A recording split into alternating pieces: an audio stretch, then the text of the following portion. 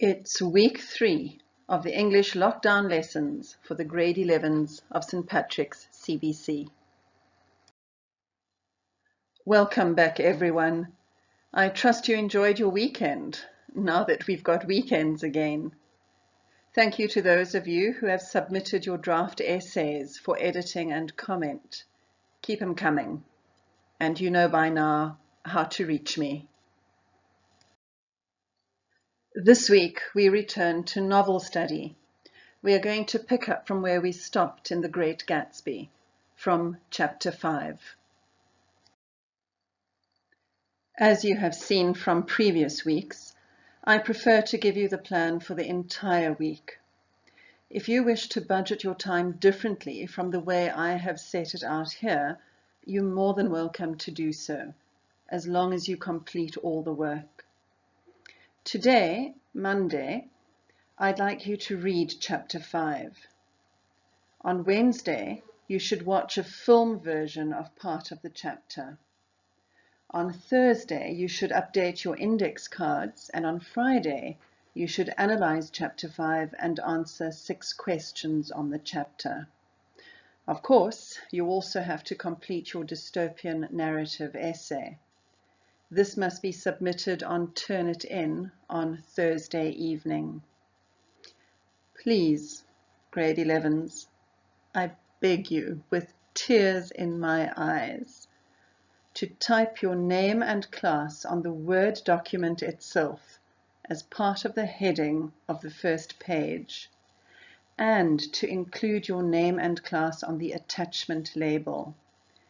Please read and follow the instructions on page 2 of the essay task sheet.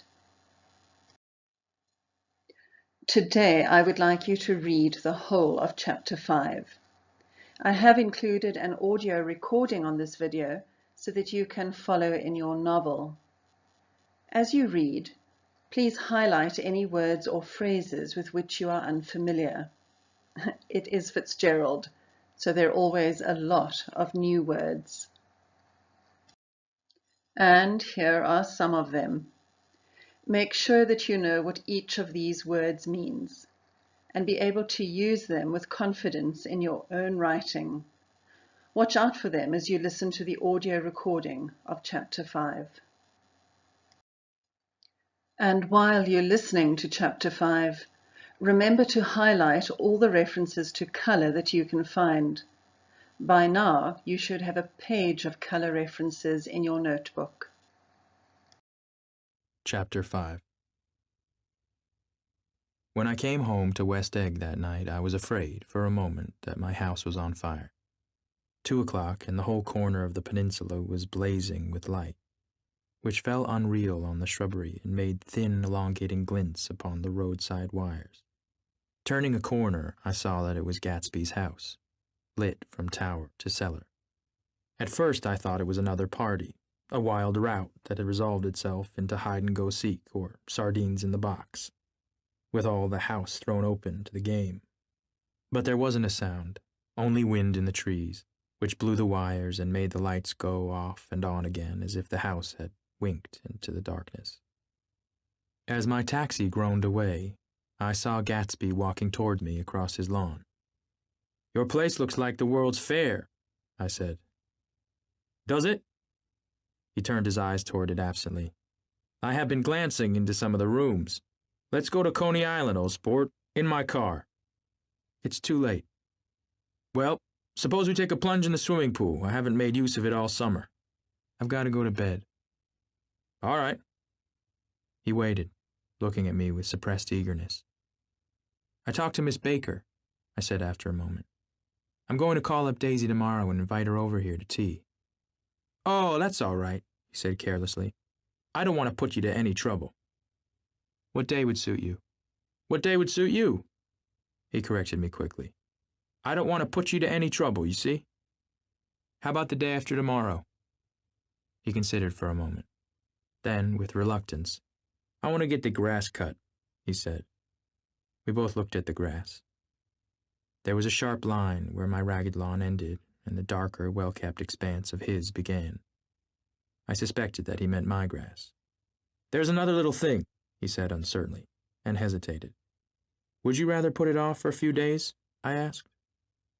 Oh, it isn't about that. At least, he fumbled with a series of beginnings. Well, I thought... Why, look here, old sport. You don't make much money, do you? Not very much. This seemed to reassure him, and he continued more confidently. I thought you didn't, if you'll pardon my... You see, I carry on a little business on the side, a sort of sideline, you understand? And I thought that if you didn't make very much... You're selling bonds, aren't you, old sport? Trying to. Well, this would interest you. It wouldn't take up much of your time, and you might pick up a nice bit of money. It happens to be a rather confidential sort of thing. I realize now that under different circumstances that conversation might have been one of the crises of my life.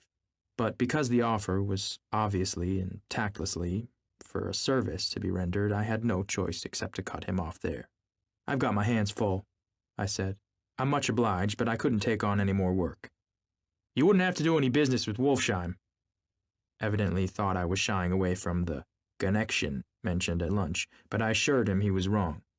He waited a moment longer, hoping I'd begin a conversation, but I was too absorbed to be responsive. So he went unwillingly home. The evening had made me lightheaded and happy.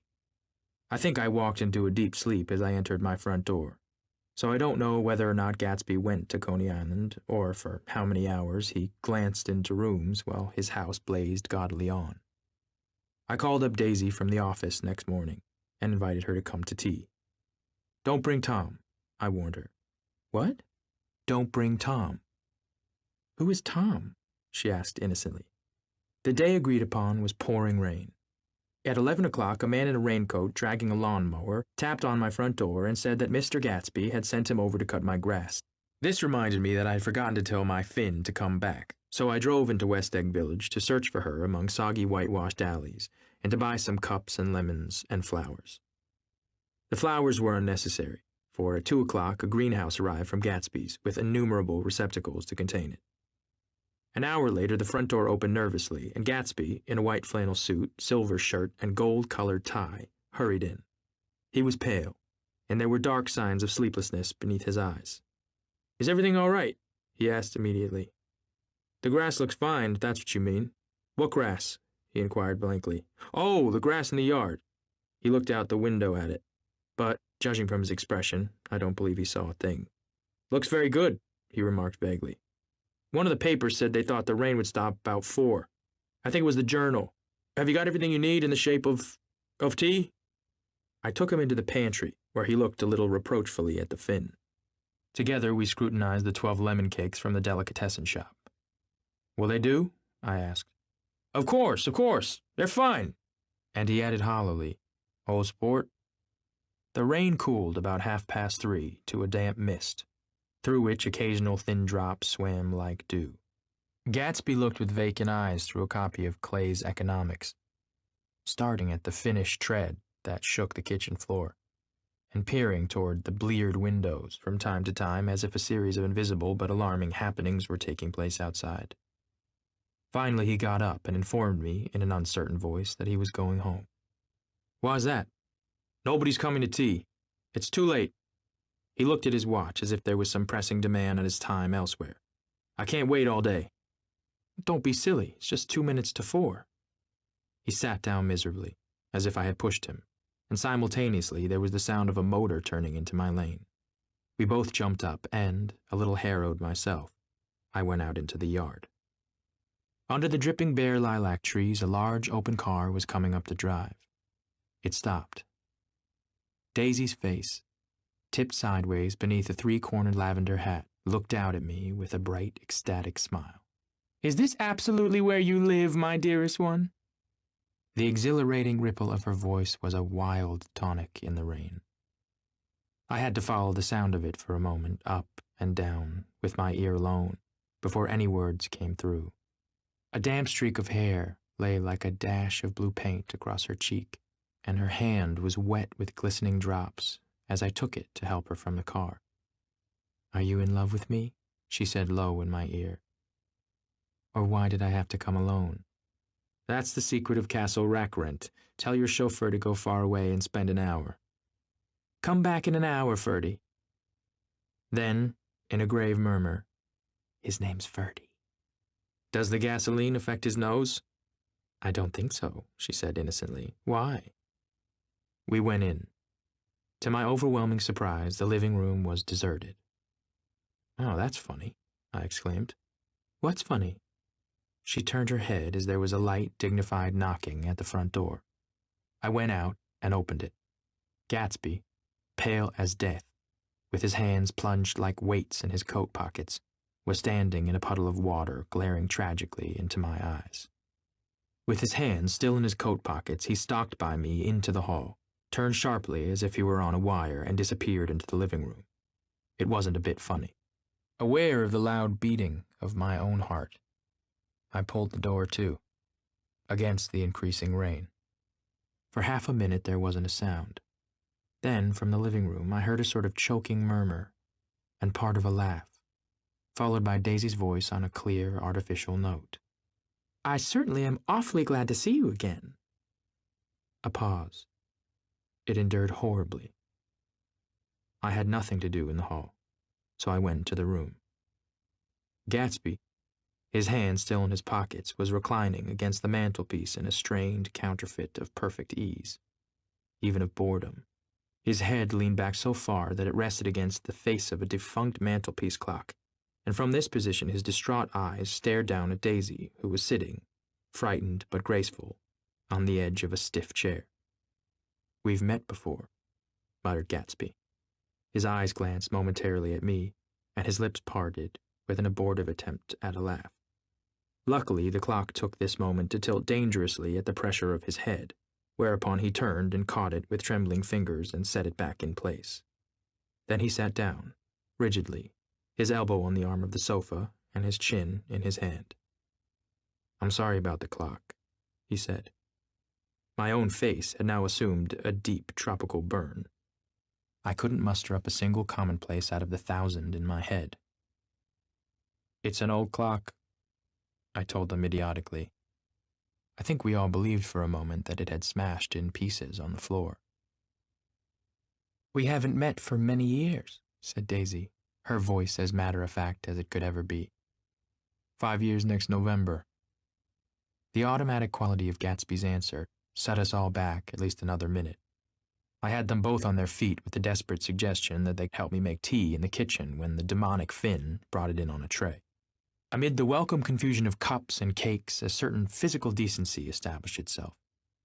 Gatsby got himself into a shadow, and, while Daisy and I talked, looked conscientiously from one to the other of us with tense, unhappy eyes. However, as calmness wasn't an end in itself, I made an excuse at the first possible moment and got to my feet. "Where are you going?" demanded Gatsby in immediate alarm. "I'll be back. I've got to speak to you about something before you go." He followed me wildly into the kitchen, closed the door, and whispered, "Oh, God," in a miserable way. "What's the matter?" "This is a terrible mistake," he said, shaking his head from side to side. "A terrible, terrible mistake."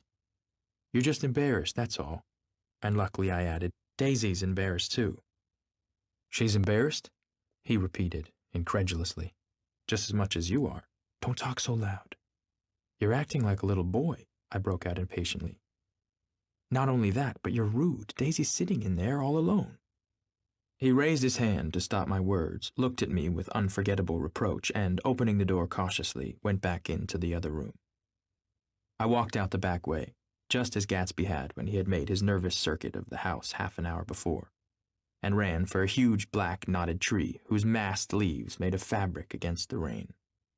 Once more it was pouring, and my irregular lawn, well shaved by Gatsby's gardener, abounded in small, muddy swamps and prehistoric marshes. There was nothing to look at from under the tree except Gatsby's enormous house.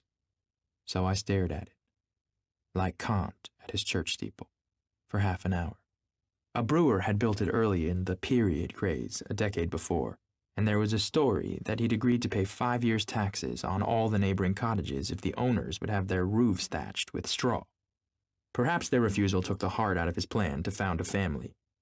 He went into an immediate decline. His children sold his house with the black wreath still on the door. Americans, while occasionally willing to be serfs, have always been obstinate. about being peasantry. After half an hour, the sun shone again, and the grocer's automobile rounded Gatsby's drive with the raw material for his servant's dinner. I felt sure he wouldn't eat a spoonful. A maid began opening the upper windows of his house, appeared momentarily in each, and, leaning from a large central bay, spat meditatively into the garden. It was time I went back. While the rain continued, it had seemed like the murmur of their voices, rising and swelling a little now and then with gusts of emotion. But in the new silence, I felt that silence had fallen within the house, too. I went in, after making every possible noise in the kitchen short of pushing over the stove, but I don't believe they heard a sound. They were sitting at either end of the couch, looking at each other as if some question had been asked or was in the air, and every vestige of embarrassment was gone. Daisy's face was smeared with tears, and when I came in, she jumped up and began wiping at it with her handkerchief before a mirror. But there was a change in Gatsby that was simply confounding.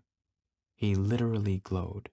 Without a word or a gesture of exaltation, a new well-being radiated from him and filled the little room. "Oh, hello, old sport," he said, as if he hadn't seen me for years. I thought for a moment he was going to shake hands. It stopped raining. "Has it?" When he realized what I was talking about, that there were twinkle bells of sunshine in the room, he smiled, like a weatherman, like an ecstatic patron of recurrent light, and repeated the news to Daisy. "What do you think of that? It's stopped raining." "I'm glad, Jay." Her throat, full of aching, grieving beauty, told only of her unexpected joy. "I want you and Daisy to come over to my house," he said. "I'd like to show her around." "You sure you want me to come?" "Absolutely, old sport." Daisy went upstairs to wash her face. Too late, I thought, with humiliation of my towels, while Gatsby and I waited on the lawn. "My house looks well, doesn't it?" he demanded. "See how the whole front of it catches the light?" I agreed that it was splendid. "Yes." His eyes went over it, every arched door and square tower. "It took me just 3 years to earn the money that bought it." "I thought you inherited your money." "I did, old sport," he said automatically, "but I lost most of it in the big panic. The panic of the war." I think he hardly knew what he was saying, for when I asked him what business he was in, he answered, "That's my affair," before he realized that it wasn't an appropriate reply. "Oh, I've been in several things," he corrected himself. "I was in the drug business, and then I was in the oil business, but I'm not neither one now." He looked at me with more attention. "Do you mean you've been thinking over what I proposed the other night?" Before I could answer, Daisy came out of the house, and 2 rows of brass buttons on her dress gleamed in the sunlight. "That huge place there?" she cried, pointing. "You like it?" "I love it, but I don't see how you live there all alone." "I keep it always full of interesting people, night and day. People who do interesting things, celebrated people." Instead of taking the shortcut along the Sound, we went down to the road and entered by the big postern. With enchanting murmurs, Daisy admired this aspect or that of the feudal silhouette against the sky. Admired the gardens, the sparkling odor of jonquils, and the frothy odor of hawthorn and plum blossoms, and the pale gold odor of kiss me at the gate. It was strange to reach the marble steps and find no stir of bright dresses in and out the door, and hear no sound but bird voices in the trees. And inside, as we wandered through Marie Antoinette music rooms and restoration salons, I felt that there were guests concealed behind every couch and table, under orders to be breathlessly silent until we had passed through.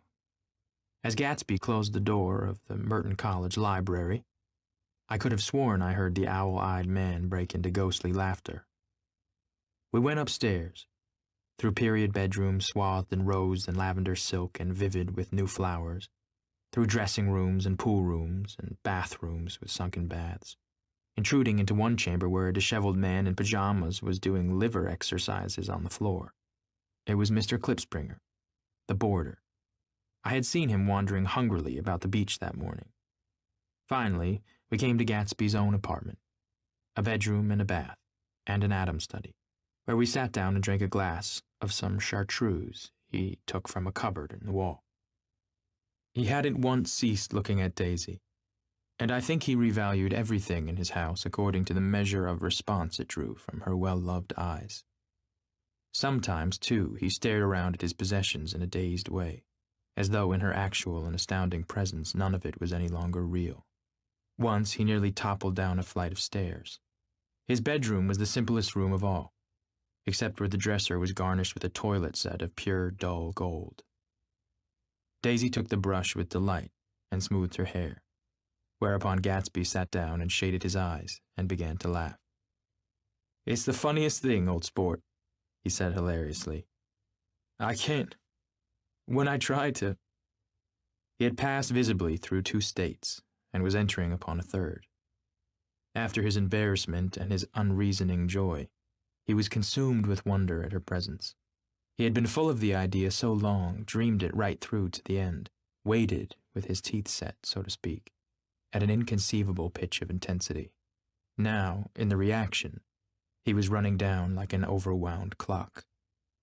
Recovering himself in a minute, he opened for us 2 hulking patent cabinets, which held his massed suits and dressing gowns and ties, and his shirts piled like bricks in stacks a dozen high. "I've got a man in England who buys me clothes. He sends over a selection of things at the beginning of each season, spring and fall." He took out a pile of shirts and began throwing them, one by one, before us. Shirts of sheer linen and thick silk and fine flannel, which lost their folds as they fell and covered the table in many-colored disarray. While we admired, he brought more, and the soft, rich heap mounted higher. Shirts with stripes and scrolls and plaids and coral and apple green and lavender and faint orange, with monograms of Indian blue. Suddenly, with a strained sound, Daisy bent her head into the shirts and began to cry stormily. "They're such beautiful shirts," she sobbed, her voice muffled in the thick folds. "It makes me sad because I've never seen such beautiful shirts before." After the house, we were to see the grounds and the swimming pool, and the hydroplane and the midsummer flowers. But outside Gatsby's window it began to rain again, so we stood in a row looking at the corrugated surface of the Sound. "If it wasn't for the mist, we could see your home across the bay," said Gatsby. "You always have a green light that burns all night at the end of your dock." Daisy put her arm through his abruptly, but he seemed absorbed in what he had just said. Possibly it had occurred to him that the colossal significance of that light had now vanished forever. Compared to the great distance that had separated him from Daisy, it had seemed very near to her, almost touching her. It had seemed as close as a star to the moon. Now it was again a green light on a dock. His count of enchanted objects had diminished by 1. I began to walk about the room, examining various indefinite objects in the half-darkness. A large photograph of an elderly man in yachting costume attracted me, hung on the wall over his desk. "Who's this?" That's Mr. Dan Cody, old sport." The name sounded faintly familiar. "He's dead now. He used to be my best friend years ago." There was a small picture of Gatsby, also in yachting costume, on the bureau. Gatsby with his head thrown back defiantly, taken apparently when he was about 18. "I adore it," exclaimed Daisy. "A pompadour? You never told me you had a pompadour, or a yacht." "Look at this," said Gatsby quickly. "Here's a lot of clippings about you." They stood side by side examining it. I was going to ask to see the rubies when the phone rang and Gatsby took up the receiver.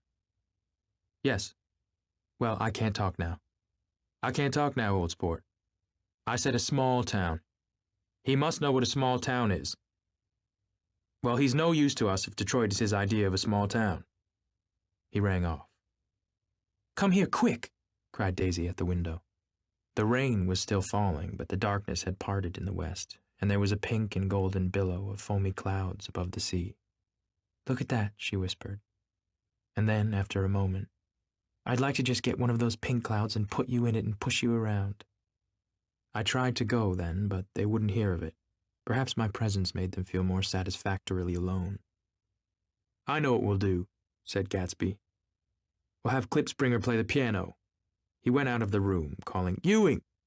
and returned in a few minutes, accompanied by an embarrassed, slightly worn young man with shell-rimmed glasses and scanty blonde hair. He was now decently clothed in a sports shirt, open at the neck, sneakers, and duck trousers of a nebulous hue. "Did we interrupt your exercises?" inquired Daisy politely. "I was asleep," cried Mr. Klipspringer, in a spasm of embarrassment. "That is, I'd been asleep. Then I got up." "Klipspringer plays the piano," said Gatsby, cutting him off. "Don't you, Ewing, old sport? I don't play well. I don't. I hardly play at all. I'm all out of practice." "We'll go downstairs," interrupted Gatsby. He flipped a switch. The gray windows disappeared as the house glowed full of light. In the music room, Gatsby turned on a solitary lamp beside the piano. He lit Daisy's cigarette from a trembling match and sat down with her on a couch far across the room, where there was no light save what the gleaming floor bounced in from the hall. When Klipspringer had played the Love Nest, he turned around on the bench and searched unhappily for Gatsby in the gloom. "I'm all out of practice, you see. I told you I couldn't play. I'm all out of practice." "Don't talk so much, old sport," commanded Gatsby. "Play." "In the morning, in the evening, ain't we got fun?" Outside, the wind was loud, and there was a faint flow of thunder along the sound. All the lights were going on in West Egg now. The electric trains, men carrying, were plunging home through the rain from New York. It was the hour of a profound human change, and excitement was generating on the air. One thing sure and nothing surer. The rich get richer, and the poor get children. In the meantime, in between time. As I went over to say goodbye, I saw that the expression of bewilderment had come back into Gatsby's face, as though a faint doubt had occurred to him as to the quality of his present happiness. Almost 5 years. There must have been moments, even that afternoon, when Daisy tumbled short of his dreams, not through her own fault, but because of the colossal vitality of his illusion.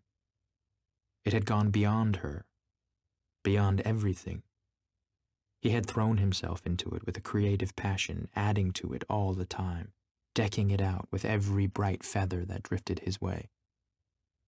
No amount of fire or freshness can challenge what a man will store up in his ghostly heart. As I watched him, he adjusted himself a little, visibly. His hand took hold of hers, and as she said something low in his ear, he turned toward her with a rush of emotion. I think that voice held him most, with its fluctuating, feverish warmth, because it couldn't be overdreamed. That voice was a deathless song. They had forgotten me, but Daisy glanced up and held out her hand. Gatsby didn't know me now at all. I looked once more at them, and they looked back at me, remotely, possessed by intense life. Then I went out of the room and down the marble steps into the rain, leaving them there together. It's your second lesson of the week. Today, you'll watch a clip from the 2013 film version of the novel, directed by Baz Luhrmann, starring Leonardo DiCaprio.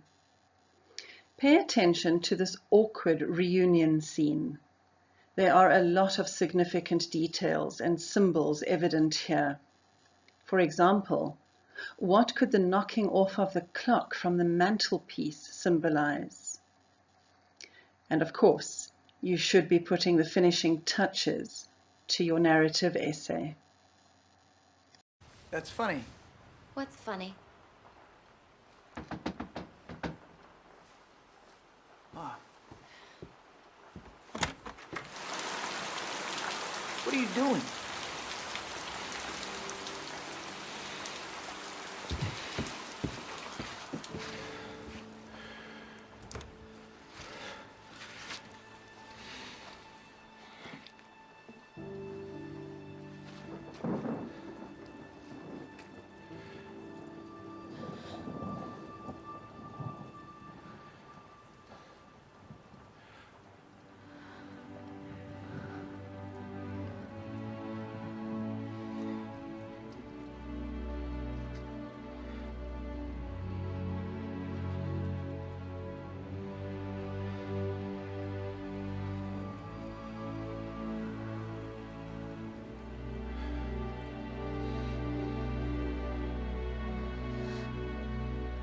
certainly glad to see you again.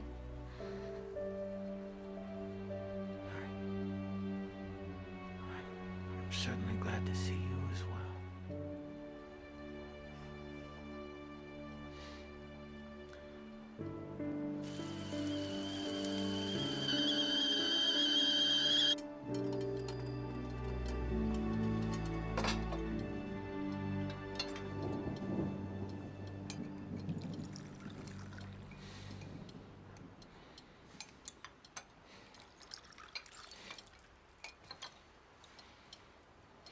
We've met before. Have someone come prepare this immediately.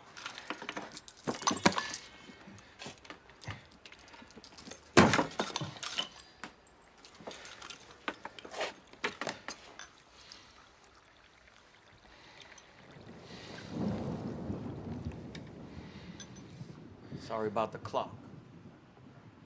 That's an old clock? Lovely, though, a lovely clock. Yes. We haven't met for many years. 5 years next November. Tea? Yes, thank you. Darling, thank you. thank you. Lemon or sugar? Neither. Plain.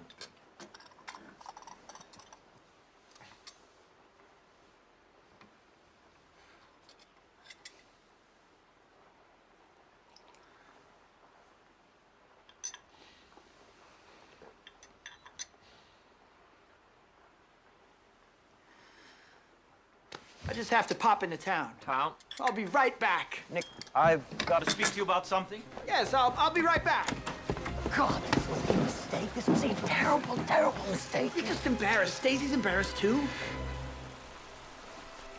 She's embarrassed. Yes, just as much as you are. Don't you know? Hey, you're acting like a little boy. You're being rude. Daisy's in there all alone and you're...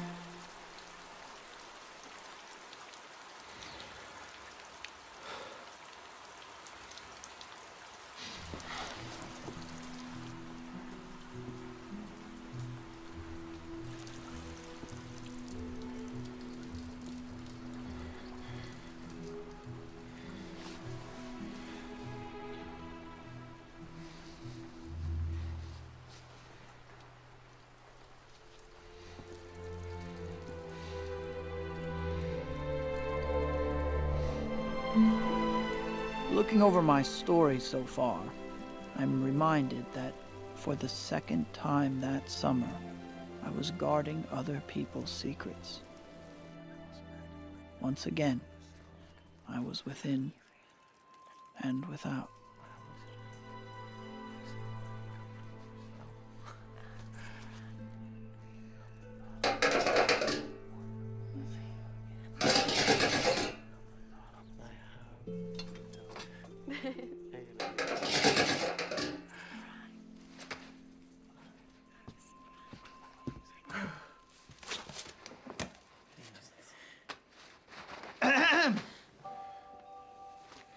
It stopped raining. Yes, it has, hasn't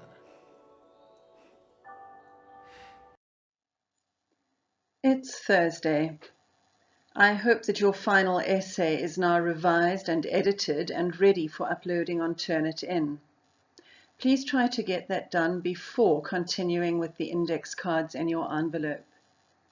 You know what to do with the cards, so no further instruction is necessary. It's the last lesson of the week. Today you will focus on the layers of meaning in Chapter 5.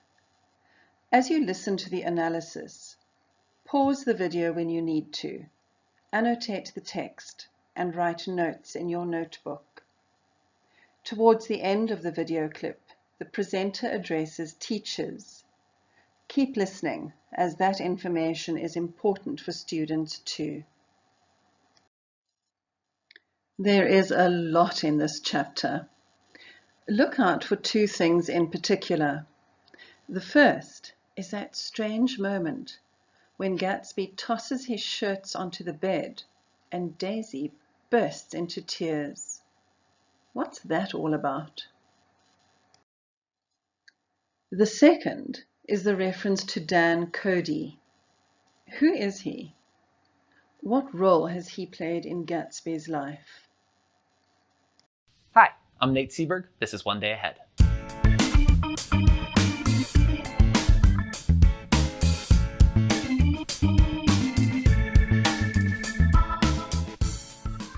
Welcome to One Day Ahead, Great Gatsby Chapter 5. In this web series for teachers and students keeping a day ahead of the class, I offer my thoughts on this American classic and my approach for teaching it. So whether you've got a guy in England who buys you shirts, or if you're busy with your liver exercises, either way I'm here to take you through a chapter summary, an analysis of key quotes, and advice for teachers. If you're an educator, check out my Great Gatsby unit by following the link below. If you're here just cuz, welcome. Consider supporting this channel by subscribing to it. All right, let's do the summary.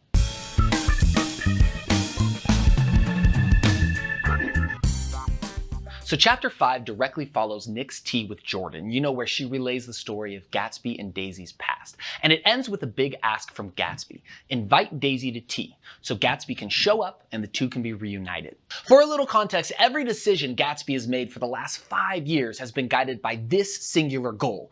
And now is the time dude decides to play it cool, saying, "Oh, that's all right. I don't want to put you in any trouble." And Nick is all like, "No, really, I'll do it." And Gatsby's like, "Hey, okay, like if you want to." So in return, Gatsby proposes a little quid pro quo, saying, "Look here, old sport, I carry on a little business on the side, a sort of sideline." What he means is that it's illegal and that he's willing to cut Nick in on the action. But ever honest Nick turns down this pseudo bribe and the next day invites Daisy to tea. That morning, Nick gets up and realizes he had forgotten to tell his Finn to come back, so he drove to West Egg Village to search for her. If you're lost, and everyone is lost by this, that's his Finnish housekeeper. He mentioned her one time in chapter 1. On the day of the tea, Gatsby is a piano wire. While I'm sure he looked resplendent in his white flannel suit, he's described on a single page with derivatives of nervous, pale, sleepless, blank, vague, hollow, and vacant. So, not great. At precisely 3:58, 2 minutes before the tea is set to start, he storms for the door saying, "No one is coming to tea, it's too late." Luckily, Daisy chooses this moment to arrive. So a quick note on Daisy. She is an attention-loving socialite who is fond of coy statements that make her seem fresh and fun, like her greeting, "Is this absolutely where you live, my dearest one?"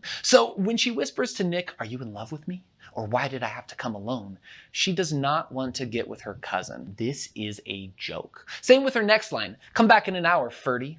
His name is Ferdy. It's funny. Well, I mean, not really. Anyway, they walk into the house and Nick is baffled to find the living room empty. Suddenly there's a knock on the door. Nick writes, "I went out and opened it. Gatsby, pale as death, with his hands plunged like weights in his coat pockets, was standing in a puddle of water, glaring tragically into my eyes." Evidently, Gatsby ran out the back door and circled around to the front. Nick continues, "With his hands still in his coat pockets, he stalked by me into the hall, turned sharply as if he were on a wire, and disappeared into the living room." It wasn't a bit funny. I mean, to him, it's kind of funny to me. So Nick stands frozen in the hallway as an awkward and absolute silence fills the house before it is mercifully broken by Daisy singing out, "I certainly am awfully glad to see you again." Nick goes into the living room and thus begins the second time Nick has third-wheeled a date in this book. So I'll skip the particulars of their reunion other than to say it is a social train wreck that won't stop wrecking. For example, Gatsby catches a clock that he knocks over and then they can't seem to not talk about it. Daisy mentions that it's been a while since they've met, but then Gatsby ruins that progress by naming exactly how long it has been. And finally, Nick grasps on the thought of making tea when, and I love this, the demonic Finn brought it in on a tray. Finally, Nick just exits, leaving them space to say what needs to be said. When he returns, he finds the tension gone. The trio then decide to go on a tour of Gatsby's mansion. Now, I want to be clear here. I was against all of this from the start. Nick inviting Daisy to tea in the first place was a terrible life choice. But Nick going with them on the mansion tour? That's just ridiculous. So they do. They go on a tour of the mansion and Daisy is suitably impressed with the obvious markers of ostentatious wealth. In one room, they come across a man doing liver exercises, which evidently are a thing. His name is Clipspringer, and I only bring him up because he'll come up again later and so that I could talk about liver exercises, which I want to be clear are a thing. Finally, they reach Gatsby's bedroom and it's a surprisingly simple affair, minus the toilet seat made of pure gold. Gatsby opens 2 large cabinets saying, "I've got a man in England who buys me clothes. He sends over a selection of things at the beginning of each season." Next, Gatsby began throwing them one by one before us, shirts which lost their folds as they fell and covered the table in a many-colored disarray. The shirts mount higher and higher until suddenly, with a strained sound, Daisy bent her head into the shirts and began to cry stormily. Because shirts?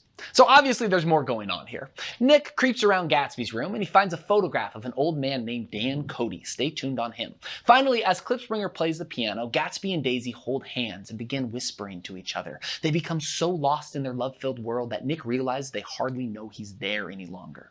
I looked once more at them and they looked back at me remotely, possessed by intense life. Then I went out of the room and down the marble steps into the rain, leaving them there together.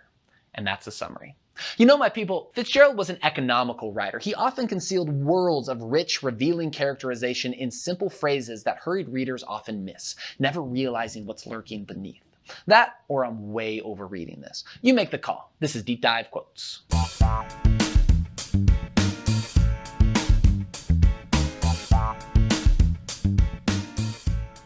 So our first quote today refers to Daisy. Suddenly, with a strained sound, Daisy bent her head into the shirts and began to cry stormily. "They're such beautiful shirts," she sobbed, her voice muffled in the thick folds. "It makes me sad because I've never seen such beautiful shirts before."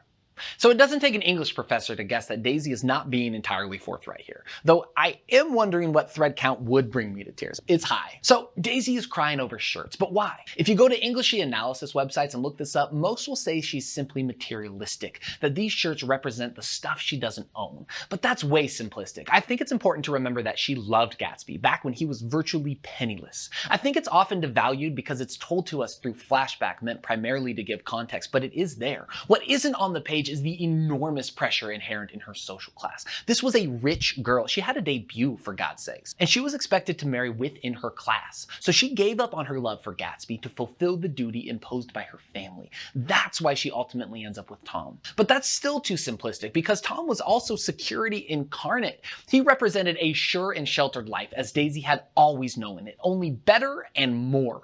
Remember the letter that she received from Gatsby? The one that sent her into a tailspin? The next morning she got up, pulled herself together, looked in the mirror, and married Tom. So when present-day Daisy stands in this house and watches these shirts endlessly cascade down, it's like watching her mistake pile up in front of her eyes. She didn't have to choose between love and security. Daisy realizes that in Gatsby, she could have had both. And that really might be worth crying over. Our second quote is a long one, so bear with me. It's an introspective moment from Gatsby near the end of the mansion tour. As I went over to say goodbye, I saw that the expression of bewilderment had come back into Gatsby's face, as though a faint doubt had occurred to him as to the quality of his present happiness. Almost 5 years. There must have been moments, even that afternoon, when Daisy tumbled short of his dreams. Not through her own fault, but because of the colossal vitality of his illusion. It had gone beyond her, beyond everything. He had thrown himself into it with a creative passion, adding to it all the time, decking it out with every bright feather that drifted his way. No amount of fire or freshness can challenge what a man will store up in his ghostly heart. As I watched him, he adjusted himself a little, visibly. His hand took hold of hers. So if you'll excuse a slight spoiler here, Gatsby's single-minded and obsessive pursuit of Daisy will eventually go very poorly for him. And in my opinion, that's why he's great. Not because he's virtuous or even admirable, but because in pursuing his goal, the man is uncompromising to the end, even if that end is a bitter one. And at this moment, we see that Gatsby's refusal to yield in pursuit of Daisy extends even to reality itself. Fitz points out that there are really two Daisies here, one in reality and one decked out in bright feathers in Gatsby's imagination. Here, real Daisy is no match for imagination Daisy, and I contend, and future chapters will bear this out, that when Gatsby adjusts himself a little and takes her hand, he grabs the hand of the Daisy that lives in his head. From this moment on, having real, empty-headed but wonderful Daisy is not enough. I mean, look at it. He wins. Daisy chooses him. But poor Gatsby isn't pursuing real Daisy. Instead, from this moment on, Gatsby will futilely strain to bend reality into a form where the Daisy in his mind could exist. He doesn't want to only marry the Daisy in front of him. He will later say that he wants to turn back time and marry her back in Louisville as if it were 5 years ago. Instead of reveling in the love she professes for him, Gatsby will also need her to say that she never loved Tom. This moment, when he's confronted with the truth, was the last exit on a highway leading to his downfall. And Gatsby, the Great, reached over, took the hand of a woman who wasn't even there, smiled, put his foot down, and kept right on driving. And that's Deep Dive Quotes.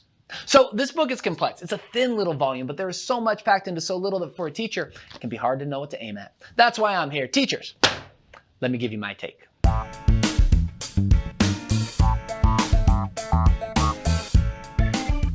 So I start this lesson with a fun entry task. Write about the most awkward date you have ever been on or heard about. No names, please. If you don't have a story, write about what makes for a perfect date. After those stories, the quiz, and 20 minutes for lit circles, link below, we reconvene for an all-class discussion. So this is a pretty plot-heavy chapter with a few potential pitfalls for students. Firstly, in my experience, they do not recognize that Gatsby bribes Nick for his help. I make a point to explain what he means by a sideline operation. Understanding that some of his money is dirty will absolutely matter later in the text.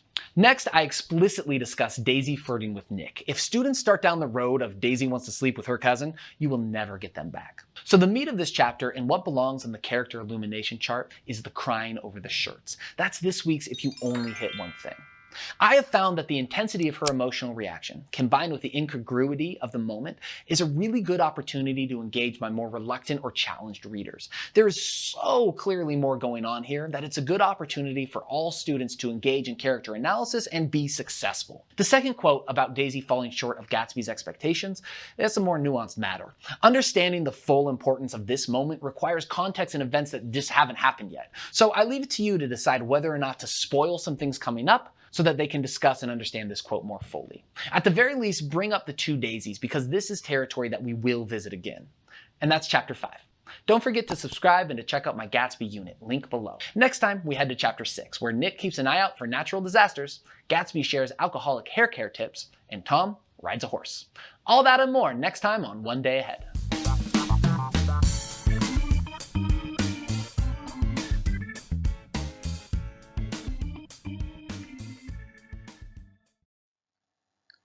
These are the questions that you must answer in your notebooks. They are printed at the end of the lesson plan document for this week, week 3. As always, P your answers. Remember, make your point, find evidence from the text that supports that point, and explain the link as clearly as you can. Question 6 is of particular importance. The quote in question 6 is worth hearing again. You'll find it on page 85 of the Maskew Miller edition of the novel that most of us are using in class. Nick Carraway, the narrator, says, possibly it had occurred to him, that's Gatsby, that the colossal significance of that light had now vanished forever. Compared to the great distance that had separated him from Daisy, it had seemed very near to her, almost touching her. It had seemed as close as a star to the moon. Now it was again a green light on a dock. His count of enchanted objects had diminished by 1. So we leave Gatsby with his prize Daisy until next week. If you need assistance, please contact me. I'd love to hear from you. I'm missing you terribly.